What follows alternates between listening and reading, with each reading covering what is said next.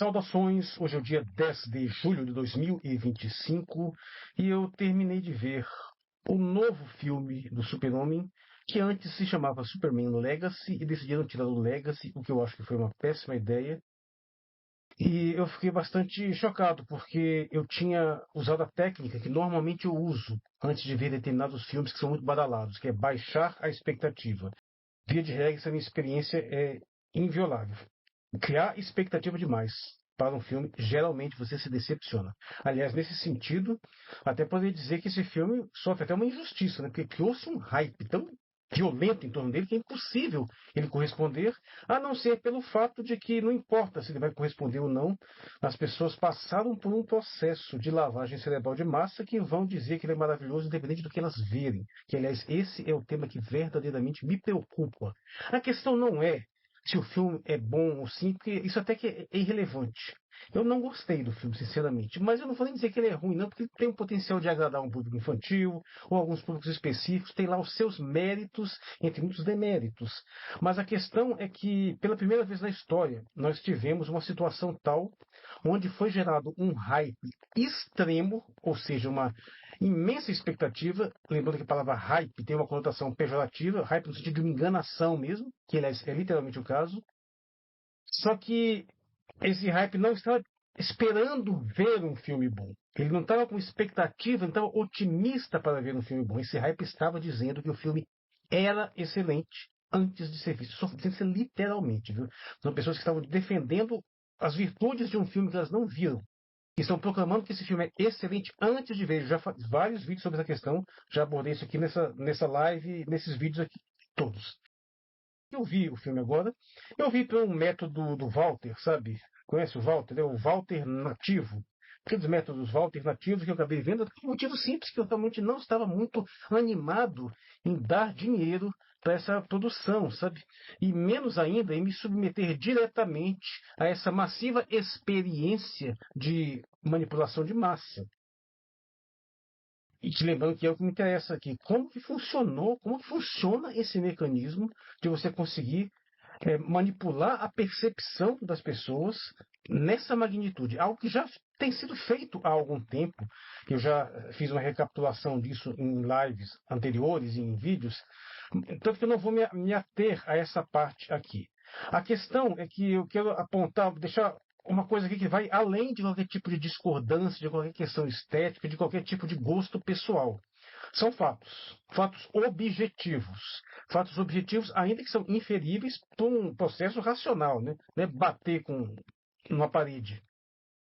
Que são afirmações que foram feitas a respeito desse filme muito antes dele estrear e continuam sendo feitas agora. Inclusive, se você for ver o teor das críticas, na imensa maioria dos casos, não mudou nada. É as mesmas coisas que estavam sendo ditas desde o começo e continuam sendo ditas agora. Para a maioria das críticas que são, assim, especialmente no Brasil, são alucinadas, rasgação de seda, dizem que é maravilhoso, titânico, monumental, assim, impressionante.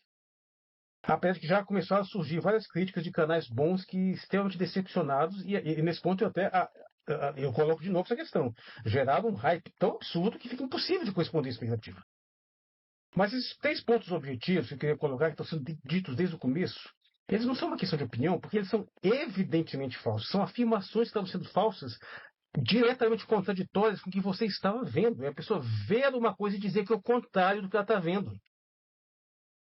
Basicamente, vou selecionar aqui 3 coisas que foram ditas o tempo todo, desde o começo, e continuam sendo ditas agora, apesar de serem escancaradamente falsas. Primeiro, que esse filme resgata o Superman original, que é um personagem que clássico, não, esse filme apresenta uma versão completamente nova do personagem. Uma versão muito diferente de tudo que você já viu antes, que subverte em vários aspectos toda a estrutura da mitologia da saga. É algo totalmente novo. E isso já é absolutamente evidente pela simples presença do cachorrinho, do Krypto. Nunca existiu Krypto nas histórias do Super-Homem. Nenhuma versão tinha Krypto nos filmes do Christopher Reeve. Tinha Krypto no Homem de Aço. Tinha Krypto na série do George Reeves, na década de 60, que eu via na TV quando era pequeno. Tinha Krypto em Lois e Clark, em Smallville, nos desenhos animados, Liga dos Justiça. Não, nunca teve Krypto. Em nenhuma situação. O Krypto é um personagem do Superboy. Superboy não é uma estrutura de cronologia que leva ao Super-Homem, não, uma espécie de universo alternativo.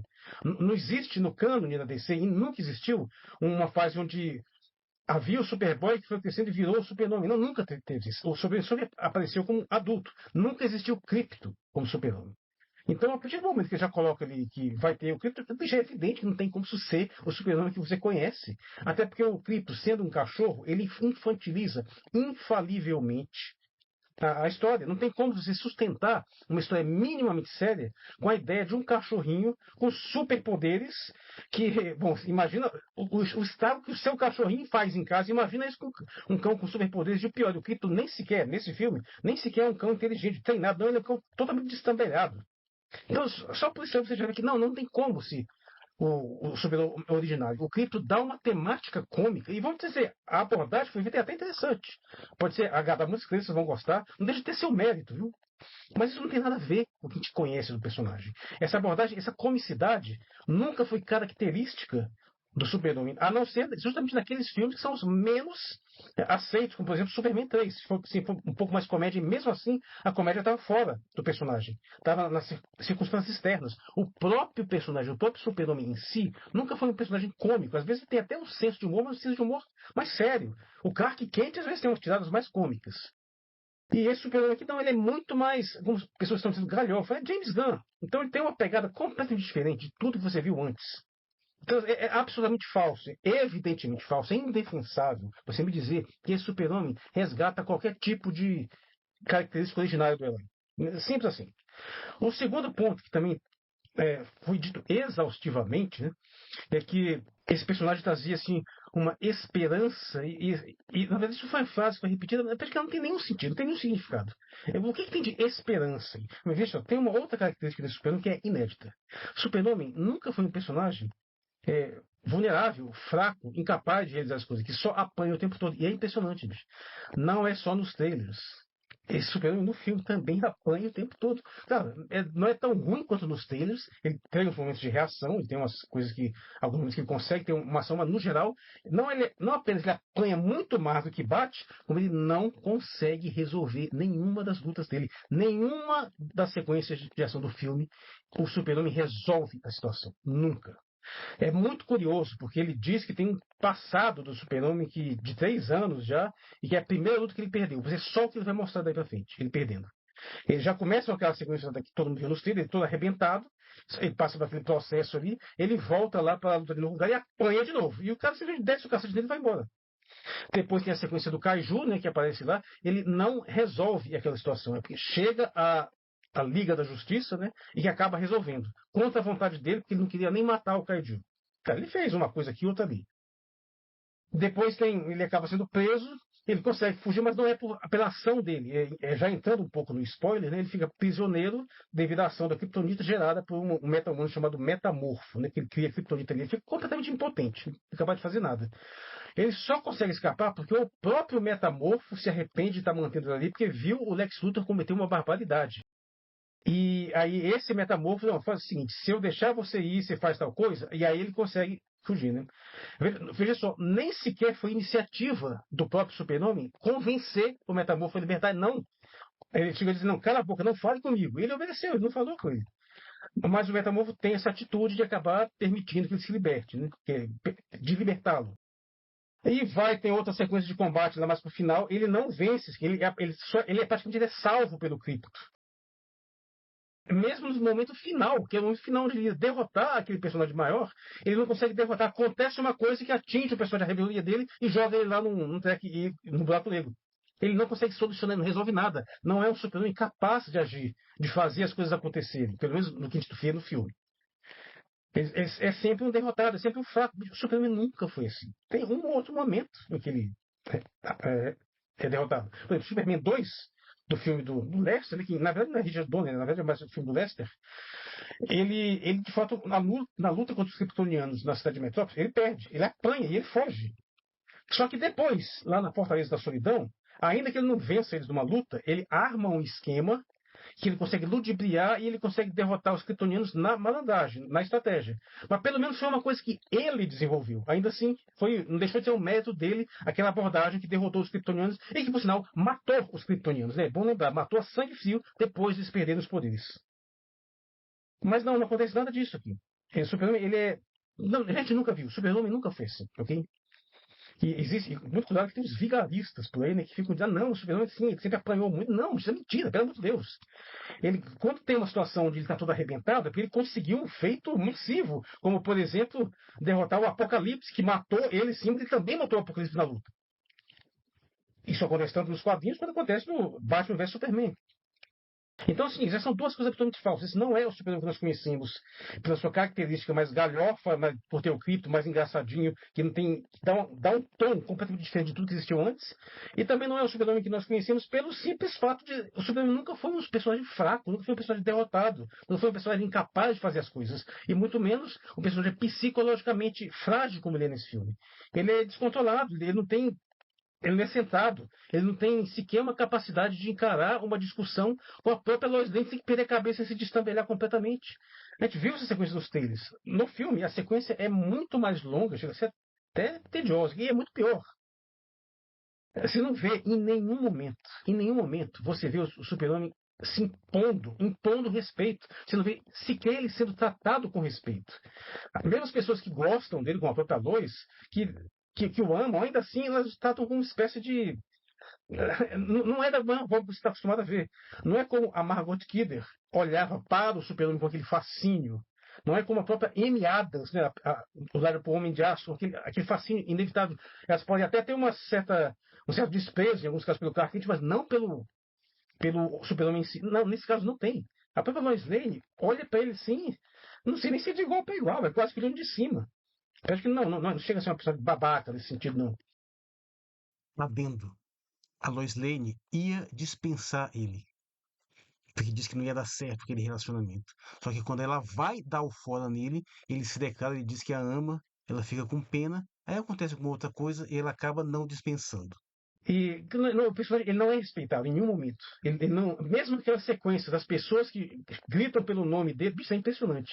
Tem uma sequência lá, o pessoal está chamando Superman, ele não aparece ali para aquelas pessoas, não ele está ocupado fazendo outra coisa. Quem aparece são os outros super-heróis, ainda dizendo que são melhores do que ele.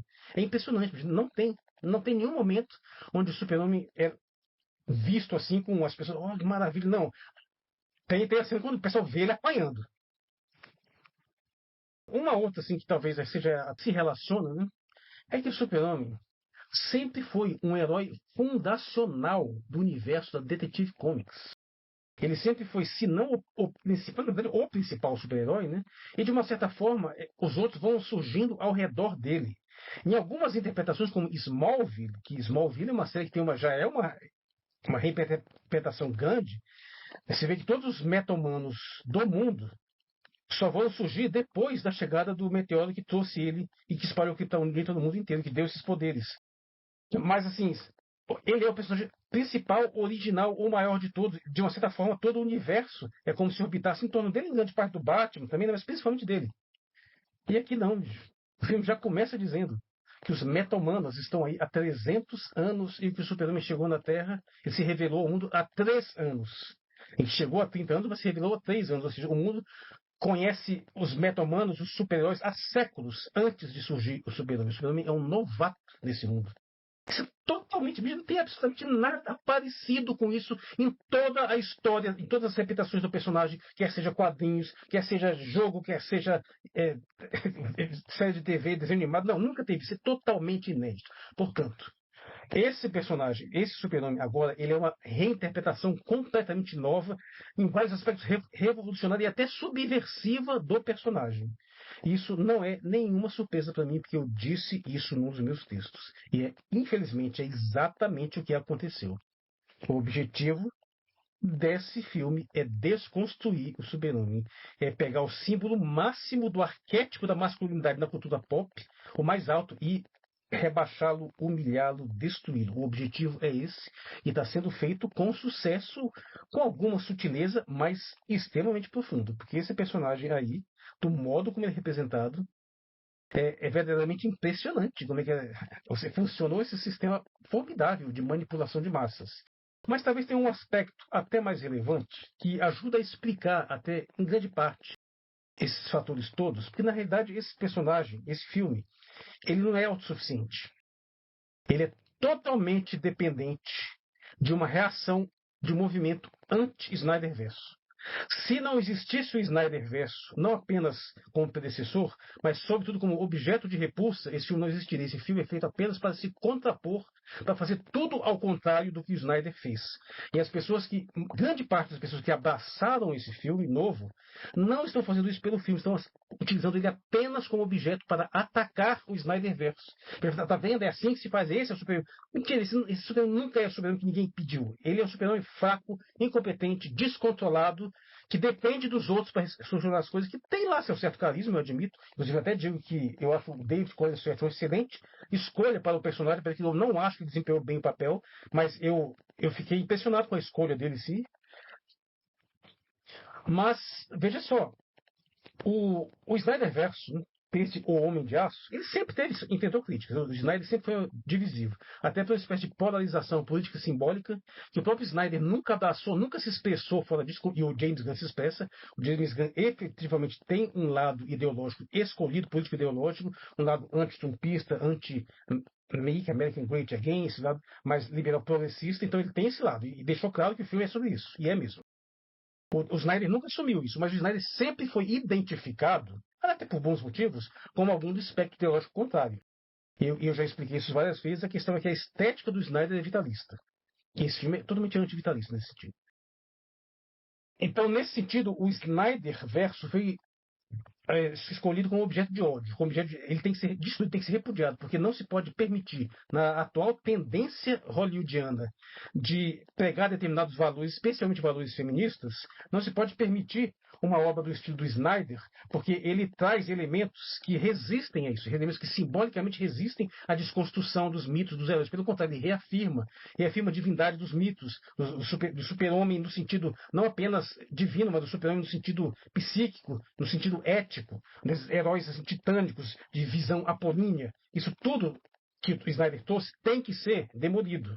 Então é sempre uma reação contrária ao Snyder. E veja só, apesar do Snyder sempre ter afintado essa crítica, logo depois do primeiro trailer desse filme estrear, desse novo filme, começou a pipocar uma horda infindável de vídeos dizendo que por que o Snyderverse falhou, por que o Snyderverse não funciona, por que o Super-Homem do Homem Caviar é o pior super-homem. Esses vídeos não existiam antes, cara. O universo do Snyder sempre enfrentou crítica, mas sempre foram pontuais.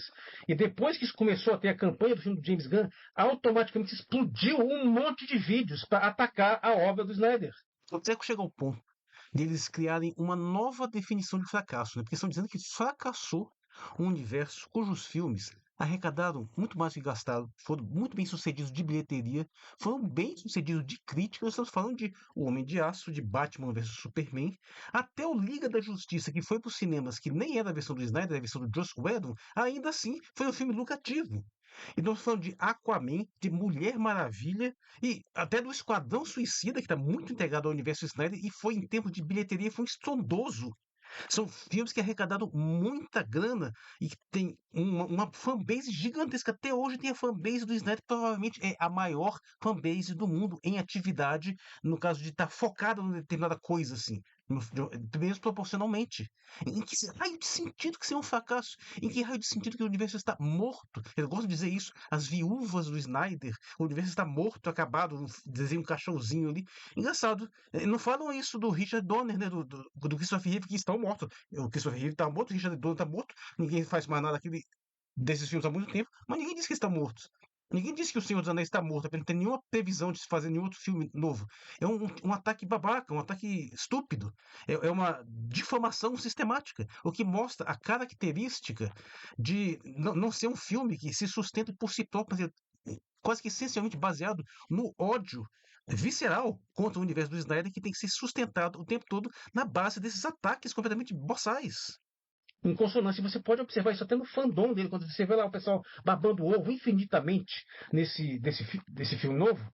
Você não vê 3, 4 comentários e tem alguém falando mal do Snyder. Tá vendo? Esse é o Superman naquela coisa horrível do Snyder. Então, esse filme, praticamente, eu diria que ele não existiria, ele não tem autossuficiência, ele não tem uma identidade própria, a não ser como uma contraposição ao Snyder. Ele é um anti-Snyder. É a única característica essencial dele que eu posso dizer que é coesa, coerente, tanto do ponto de vista interno do filme, quanto do ponto de vista do público que o abraça. O que não impede dele copiar vários enquadramentos, várias cenas assim, do Snyder e de outros conteúdos também, e copiar vários conceitos, sendo quase que uma coxa de retalhos, embora isso não seja muito incomum, de outros filmes. Por exemplo, a ideia da gangue da justiça, né, ser basicamente patrocinada por uma corporação, é uma coisa que remete diretamente a The Boys. Assim como o fato de ter aquela relação lá do o inimigo dele com o Ultraman, e aí já dando um spoiler mais pro final, o Ultraman na verdade é um clone do próprio Super-Homem, né? É a mesma coisa que você tem nas revistas originais do The Boys, onde o Black Noir na verdade é um clone do Homelander. A dinâmica é muito parecida. Você tem uma série de elementos assim, tirados de outros conteúdos, como por exemplo, veja só que coisa interessante. Uma espécie de revelação que acontece no meio do filme, que é o que derruba psicologicamente o Super-Homem, é descobrir que, na realidade, nessa versão, e isso é totalmente inédito, Jor-El e a mãe dele, os pais do Super-Homem de Krypton, eles tinham mandado ele para dominar a Terra. Tomar a Terra, eles até dizem, pegue o máximo de mulheres possível e engravide para espalhar a nova raça kryptoniana e escravizar a humanidade. Isso é tirado direto da versão do Omni-Man, lá do Invincible, dos Viltrumites, né? É uma coisa copiada disso. Ele é cheio desses elementos de subversão que são tirados de outras obras e até que faria, né, uma coxa de retalhos interessante, não fosse o fato de estar todo mundo dizendo que se resgata alguma coisa de original do personagem, que tudo isso é novo, tudo isso é subversivo e em grande medida copiado de outras referências, as quais os próprios babadores de ovo desse filme odeiam. Para falar um pouco do filme em si, o filme em si, na maior. Como eu sempre digo, quase nunca o problema realmente, os piores problemas estão no filme, geralmente estão fora dele. E isso é um caso. O problema está esmagadoramente fora dele, mas o filme tem seus problemas também. Mas até que se fosse só o filme, isso é o de menos, por mais que desconstrua o personagem. O problema são as afirmações, como eu já demonstrei, falsas, de que esse representa um verdadeiro super-homem, quando é exatamente o contrário. É uma desconstrução, é uma humilhação, é um rebaixamento do personagem que está sendo vendido como recuperação do originário. Isso é um delírio total. Ainda que tenha tido fases, como o Super-Homem é um personagem muito longínquo, teve de tudo nessa história. Teve algumas fases que podem corroborar essa visão aí. Mas não foi nenhuma das fases mais bem-sucedidas e menos ainda das que foram retratadas em mídia audiovisual, quer seja em desenhos animados e muito menos nos filmes. Até porque talvez quem tenha chegado mais perto disso foi o Superman Returns, né? Que mostra o Super-Homem ali também, que tomou um cacete monstruoso ali, passa por uma via crucis. O filme foi um fracasso, tanto de crítica quanto de público, né? Acho que eu gostei, eu vi o filme no cinema. Eu vi todos os filmes do Superman no cinema, ok? O meu favorito continua sendo o Homem de Aço, e olha que eu faço várias críticas ao Homem de Aço. E ao Snyderverse em si, eu tenho uma live específica para isso. Mas para mim ainda é a melhor versão do herói. Em segundo lugar, nem sei dizer. Provavelmente dos filmes do Christopher Reeve, né? Mas eu também faço várias críticas aos filmes do Christopher Reeve. Mas o ponto é que eu fiquei um pouco chocado, porque eu não esperava que eu fosse. Eu achei, realmente eu estava achando que eu ia sair dessa experiência. Poxa, o filme até que é legalzinho, né? O problema está fora do filme, as coisas que eu sempre digo, né? Tem esse momento, não, cara, realmente achei o filme esquisito. Até porque, vou ser sincero, o filme vai muito além dos trailers, muito do que foi revelado, não. O que confunde mais é porque as coisas estão fora de ordem, né? Os trailers dão a impressão de ter uma outra ordem. Mas é basicamente aquilo, ele começa caindo lá na neve. Faz uma cena bem mal feita, porque a velocidade que ele cai, ele tinha que ter aberto um rumbo bem maior, chama o cachorrinho, é levado, é humilhado pelo cachorro lá, se recupera, aí ele volta para tentar lá lutar contra o cara, aquele bichão lá que é o martelo da bolagem, apanha de novo, e o bicho vai embora, e aí depois passa, inclusive o pessoal pensou que ia ter Clark Kent, então você não tem Clark Kent quase, bicho. Só tem uma cena dele no Planeta Diário, e é uma cena breve, onde ele também é desrespeitado o tempo todo. E não tem mais em outro momento. Aí tem o diálogo dele lá com a Lois, e vai ter uns insertzinhos aqui e ali, né?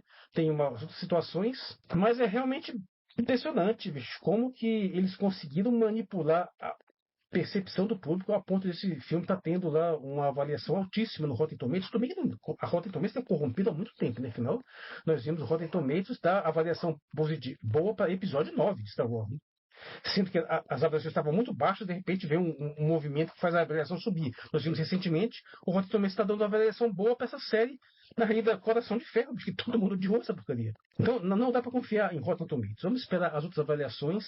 Eu até achei que ia ser pior, porque eu achei que ia ser só rasgação de seda, e tem muita rasgação de seda. Os maiores canais continuam lá babando o ovo, dizendo: o filme não é perfeito, mas. É engraçado, todo mundo está dizendo isso. Não é perfeito. Eu nunca vi dizerem isso no filme, sabe? As pessoas vão falar: o filme é maravilhoso, é ótimo, não sei o que, não sei o que lá, o filme é programa. Ninguém tem essa preocupação de dizer: mas não é perfeito.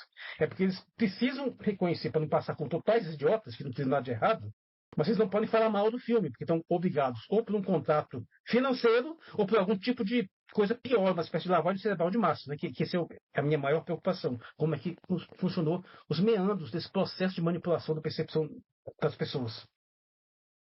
Mas estão surgindo críticas que estão me surpreendendo. Quer ver uma que eu fiquei bastante surpreso? Gustavo Cunha, que abandonou o filme direto e está totalmente decepcionado. E mesmo assim está recomendando as pessoas irem no cinema. Eu não recomendo. Deixa para ver esse filme no streaming. Faz que nem eu, que eu vi uma imagem ruim. Eu detesto ver filme em imagem ruim. Mas para esse caso, eu tive que abrir uma exceção.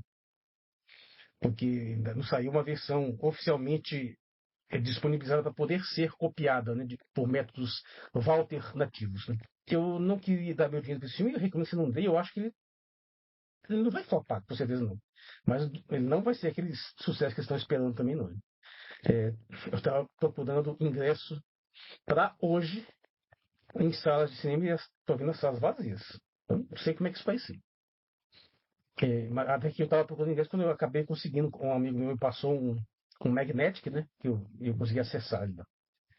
Mas é isso, eu ainda pretendo falar mais sobre isso, porque essa dimensão da manipulação de massa ainda precisa ser melhor abordada. Eu já tenho vários materiais sobre isso. Eu vou criar uma playlist só para onde eu toquei esse assunto e vim desenvolvendo esse assunto, não tanto como uma questão de crítica do filme em si, mas como que funciona esse mecanismo de você manipular a percepção das pessoas nesse nível para fazê-las jurarem que estão vendo o absurdo contrário do que elas de fato veem.